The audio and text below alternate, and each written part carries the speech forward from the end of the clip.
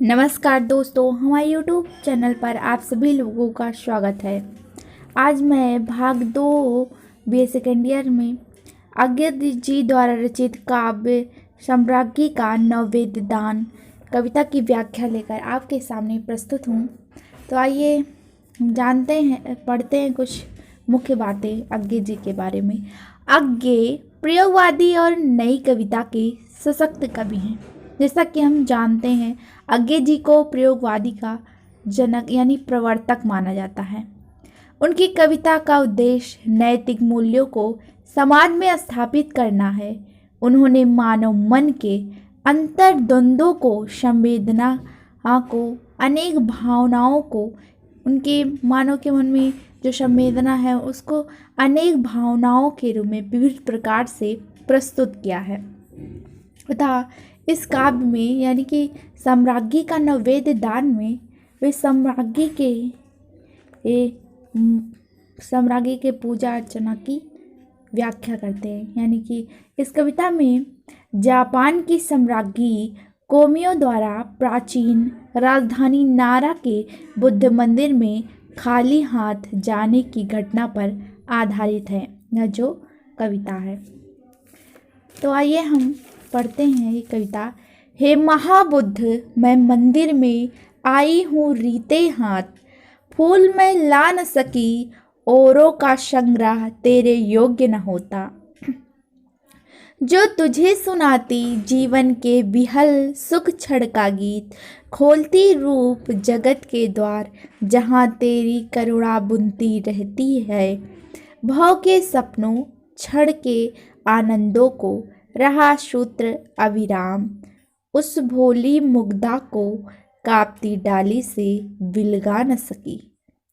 सम्राज्ञी कहती है, जब सम्राज्ञी कोमियो भगवान बुद्ध के मंदिर में खाली हाथ पहुंचती है तो वह महाबुद्ध की प्रतिमा के सामने कहती है, हे महाबुद्ध, मैं मंदिर में आई हूँ रीते हाथ।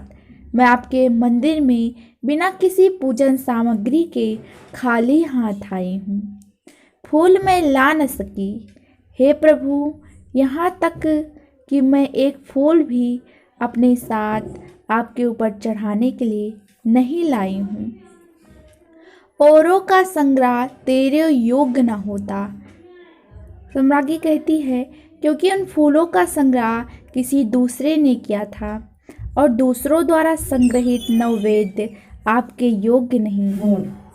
जीवन के बिहल सुख क्षण का गीत, खोलती रूप जगत के द्वार, जहाँ तेरी करुणा बुनती रहती है।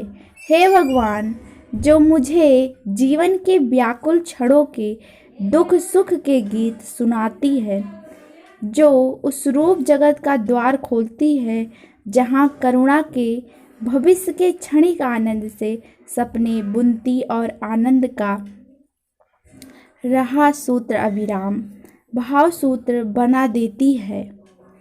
उस भोली मुग्धा को कांपती डाली से विलगा न सकी।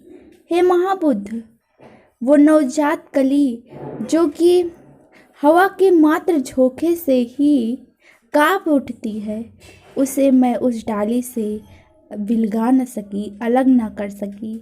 अतः हे महाबुद्ध, इसी कारण मैं आपके समक्ष खाली हाथ उपस्थित हूँ। जो कली खिलेगी जहाँ खिली, जो फूल जहाँ है, जो भी सुख जिस भी डाली पर हुआ पल्लवित पुलकित।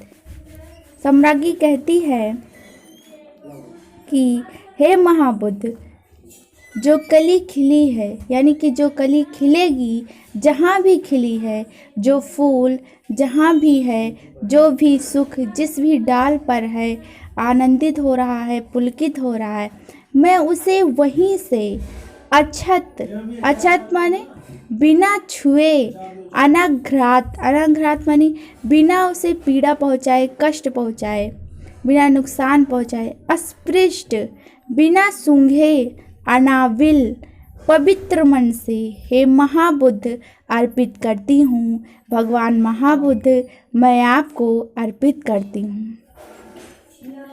तुझे वहीं वहीं प्रत्येक भरे प्याला जीवन का, वहीं वहीं नैवेद्य चढ़ा। जो भी वस्तु, जो भी चीज जिस रूप में है, मैं उसे वहीं से पवित्र मन से वह नैवेद्य आपको अर्पित करती हूँ। अपने सुंदर आनंद निमिष का तेरा हो। हे विगतागत के वर्तमान के पदम कोश, हे महाबुद्ध। सम्राज्ञी कहती है कि हे महाबुद्ध, तुम भूत, भविष्य और वर्तमान को जानने वाले हो, स्पष्ट देखने वाले हो, अतः तुम मेरे जीवन के संपूर्ण आनंद और सुख को स्वीकार करके संसार के प्रत्येक प्राणी को आनंद और सुख प्रदान करो।